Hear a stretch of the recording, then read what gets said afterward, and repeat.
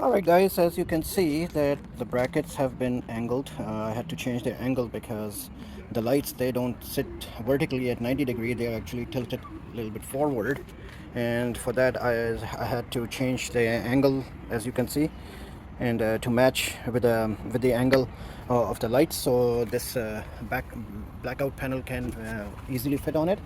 And so here you can see that, hang on a second, right there. Now you can see that the bracket is flushed against the panel, and this one is a little extended out, as you can see some space on the forward part, on the top part right here.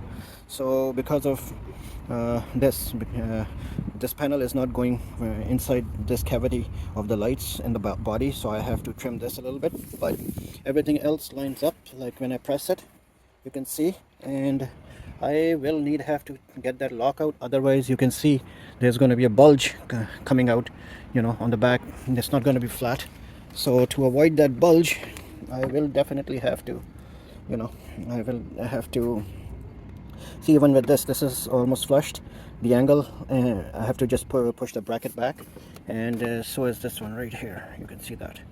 I might have to change the angle a little bit on this one. For some reason it's not the same, but this side, the panel is flushed inside the body, as you can see.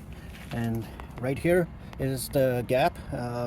This whole panel is short, almost like close to an inch in length, but I'm trying to do what I can do with what I have, and soon you guys will see it all installed, and I'll fill these area up with like a tube, or maybe something else, like just to flush it, have this panel flushed with the body. So there you go guys, you guys can see, uh, getting there. It's just a matter of some time, and before you guys will see this blackout panel on the car. Take it easy guys.